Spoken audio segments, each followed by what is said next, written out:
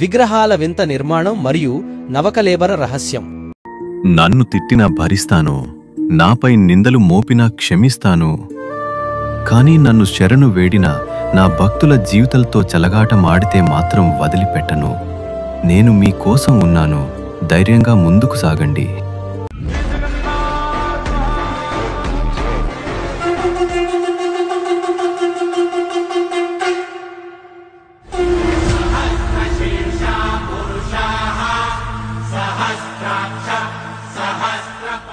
Friends, ముందుగా చెప్తున్నాను, ఈ రహస్యం మిమ్మల్ని ఆశ్చర్యపరుస్తుంది. కాబట్టి వీడియోని స్కిప్ చేయకుండా చివరి వరకు భక్తితో చూడండి. ముఖ్యంగా బ్రహ్మ పదార్థం రహస్యం మీకు ముమ్మాటికి ఆశ్చర్యపరుస్తుంది. సో ఇంకెందుకు ఆలస్యం, పూరి జగన్నాథుని రహస్యాలు ఇప్పుడే తెలుసుకుందాం. పూరిలోని శ్రీ జగన్నాథ దేవాలయంలోని జగన్నాథుడు, బలభద్రుడు, సుభద్రల విగ్రహాలు ప్రపంచంలోనే అత్యంత ప్రత్యేకమైనవి. ఈ విగ్రహాలు చెక్కతో తయారు చేయబడ్డాయి, కానీ ఇవి సాధారణ చెక్క విగ్రహాలు కావు. ఈ రహస్యం యొక్క మూలం నవకలేబర అనే అద్భుతమైన ఆచారంలో కొనసాగుతుంది. అయితే ఆ రహస్యం ఏమిటో ఇప్పుడు తెలుసుకుందాం. నవకలేబర అంటే కొత్త శరీరం అని అర్థం. ఈ ఆచారం సుమారు 12 లేదా 19 సంవత్సరాలకు ఒకసారి జరుగుతుంది. అది కూడా అశోకాష్టమి లేదా 2 ఆషాఢమాసాలు వచ్చే సంవత్సరంలో. ఈ సమయంలో జగన్నాథుడు, బలభద్రుడు, సుభద్రల పాత చెక్క విగ్రహాలను తీసివేసి కొత్త విగ్రహాలను తయారు చేస్తారు. కానీ ఈ విగ్రహాలు సాధారణ చెక్కతో తయారు కావు. ఈ విగ్రహాల కోసం దారు అనే పవిత్ర వేప చెట్టును ఎంచుకుంటారు. దీనిని కనుక్కోవడానికి ఒక రహస్యమైన ప్రక్రియ ఉంటుంది. పురీ జగన్నాథ దేవాలయంలో నవకలేబర ఆచారం కోసం పవిత్ర నీమ్ చెట్టును ఎంచుకోవడం ఒక దైవిక ప్రక్రియ. దైతపతులు అనే ప్రత్యేక బ్రాహ్మణుల బృందం జగన్నాథుడి ఆదేశంతో శంఖం, చక్రం, గద, పద్మం వంటి విష్ణుమూర్తి గుర్తులు కలిగిన వేప చెట్టును వెతుకుతారు. ఈ చెట్టు సాధారణంగా ఒడిశాలోని గ్రామీణ ప్రాంతాల్లో లేదా అడవుల్లో ఉంటుంది మరియు దీనిని కనుగొనడానికి పూజారులకు దివ్య స్వప్నంలో శ్రీ జగన్నాథుడి నుండి సూచనలు పొందుతారని చెబుతారు. ఈ చెట్టు ఎంపిక అయిన తర్వాత మిత్రులారా వీడియో స్కిప్ చేయకండి. చివరికి పూరి జగన్నాథ దేవాలయంలోని నవకలేబర ఆచారంలో అత్యంత రహస్యమైన భాగమైన బ్రహ్మ పదార్థం కోసం తెలిస్తే ముమ్మాటికి మీరు షాక్ అవుతారు. చెట్టును కనుగొన్న తర్వాత దైతపతులు మరియు ఇతర పూజారుల బృందం ఒక శుభ సమయంలో ఆ చెట్టు వద్దకు చేరుకుంటారు. ఈ యాత్రను వనయాత్ర అని పిలుస్తారు. ఈ సమయంలో వారు జగన్నాథుడి భజనలు పాడుతూ, మంత్రాలు చదువుతూ దైవిక ఆచారాలను నిర్వహిస్తారు. ఈ యాత్రలో భక్తులు కూడా పాల్గొంటారు మరియు ఇది ఒక ఉత్సవ వాతావరణంలా ఉంటుంది. చెట్టు వద్దకు చేరిన తర్వాత పూజారులు ఆ చెట్టును ఒక దైవిక రూపంగా భావించి పూజలు చేస్తారు. చెట్టుకు పసుపు, కుంకుమ, పుష్పాలు మరియు ఇతర పవిత్ర సామగ్రితో అర్చన చేస్తారు. జగన్నాథుడి మంత్రాలతో చెట్టును ఆశీర్వదిస్తారు మరియు దీనిని కొనసాగించడానికి దేవుని అనుమతి కోరుతారు. చెట్టును కోయడం కూడా ఒక రహస్యమైన మరియు గోప్యమైన ఆచారం. ముందుగా పూజారులు ఒక పవిత్ర కొడవలిని, స్వర్ణ కొడవలి లేదా బంగారు గొడ్డలి ఉపయోగించి చెట్టును తాకుతారు. ఇది జగన్నాథుడి అనుమతితో జరుగుతుందని నమ్ముతారు. అనంతరం నీమ్ చెట్టును జాగ్రత్తగా కోస్తారు. ఈ ప్రక్రియలో చెట్టు యొక్క పవిత్రతను కాపాడటానికి ఖచ్చితమైన ఆచారాలు పాటిస్తారు. కోసిన నీమ్ చెట్టు యొక్క కొమ్మలు లేదా ట్రంక్ను పవిత్ర బండిలో ఉంచి దేవాలయానికి ఊరేగింపుగా తీసుకువస్తారు. ఈ ఊరేగింపు ఒక దైవిక యాత్రలా ఉంటుంది. ఇందులో భక్తులు, పూజారులు మరియు స్థానికులు పాల్గొంటారు.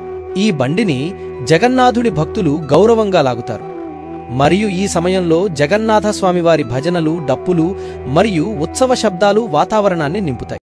నన్ను తిట్టినా భరిస్తాను, నాపై నిందలు మోపినా క్షమిస్తాను. కాని నన్ను శరణు వేడిన నా భక్తుల జీవితాలతో చెలగాటమాడితే మాత్రం వదిలిపెట్టను. నేను మీకోసం ఉన్నాను, ధైర్యంగా ముందుకు సాగండి.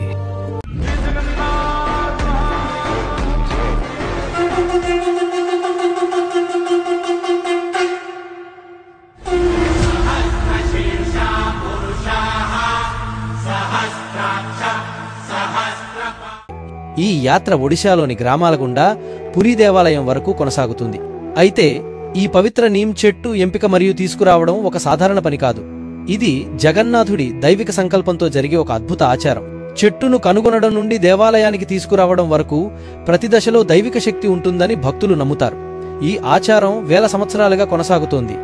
అయితే ఇప్పుడు విగ్రహాల తయారీ కోసం తెలుసుకుందాం. ఈ పవిత్ర చెట్టు నుండి చెక్కను తీసుకుని రహస్యమైన ఆచారాల మధ్య కొత్త విగ్రహాలను చెక్కుతారు. ఈ విగ్రహాలు సాధారణ రూపంలో ఉండవు. జగన్నాథుడి పెద్ద గుండ్రని కళ్ళు, అసంపూర్త ఇగా కనిపించే చేతులు, బలభద్రుడు, సుభద్రలతో కలిపి ఒక దైవిక రూపాన్ని కలిగి ఉంటాయి. ఇంతవరకు వీడియో చూశారుగా, దేనికోసం? బ్రహ్మ పదార్థం కోసం. సో ఇప్పుడు ఆ బ్రహ్మ పదార్థ రహస్యం కోసం తెలుసుకుందాం. ఈ బ్రహ్మ పదార్థం బదిలీ ప్రక్రియ అత్యంత గోప్యంగా మరియు పవిత్రంగా జరుగుతుంది. ఈ ప్రక్రియ గురించి కొన్ని ముఖ్యమైన వివరాలు ఇలా ఉన్నాయి. గోప్యత మరియు ఆచారాలు. బ్రహ్మ పదార్థం బదిలీ సమయంలో దేవాలయం పూర్తిగా మూసివేయబడుతుంది మరియు భక్తులకు లేదా బయటి వ్యక్తులకు ఎట్టి పరిస్థితుల్లోనూ అనుమతి ఉండదు. ఈ ప్రక్రియను కేవలం దైతపతులు అనే ప్రత్యేక బ్రాహ్మణులు మరియు కొద్దిమంది పూజారులు మాత్రమే నిర్వహిస్తారు.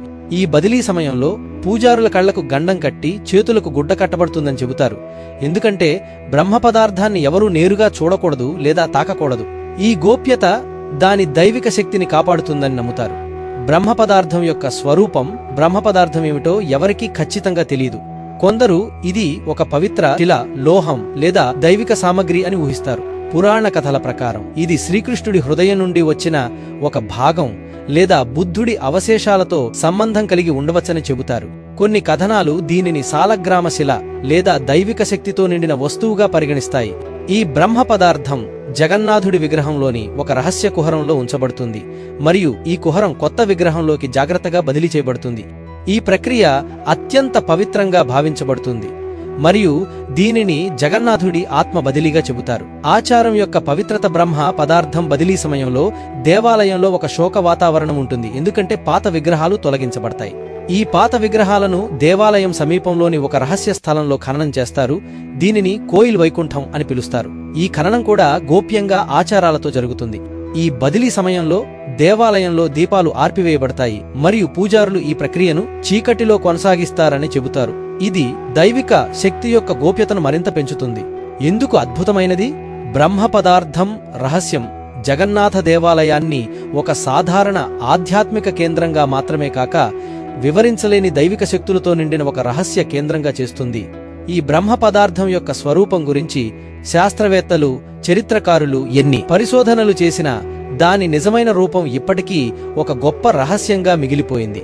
ఈ ఆచారం వేల సంవత్సరాలుగా కొనసాగుతోంది మరియు ఈ రహస్యం భక్తుల విశ్వాసాన్ని మరింత బలపరుస్తుంది. జగన్నాథుడి దివ్య ఆశీర్వాదాలను పొందడానికి లక్షలాది మంది భక్తులు పురిని సందర్శిస్తారు. జై జగన్నాథ. ఈ అద్భుతమైన రహస్యం మీకు నచ్చిందా? అయితే ఈ వీడియోని లైక్ చేయండి. మొదటిసారి మా ఛానల్కు వచ్చిన వారు సబ్స్క్రైబ్ చేసి జగన్నాథుడి ఆశీర్వాదాలను పొందడానికి కామెంట్లో జై జగన్నాథ అని రాయండి. ఇలాంటి మరిన్ని రహస్యాలను తెలుసుకోవడానికి ఇప్పుడే మా ఛానల్ని సబ్స్క్రైబ్ చేసి పక్కనున్న బెల్ బటన్ ఆన్ చేయండి. నన్ను తిట్టినా భరిస్తాను, నాపై నిందలు మోపినా క్షమిస్తాను. కానీ నన్ను శరణు వేడిన నా భక్తుల జీవితాలతో చెలగాటమాడితే మాత్రం వదిలిపెట్టను. నేను మీ కోసం ఉన్నాను. ధైర్యంగా ముందుకు సాగండి.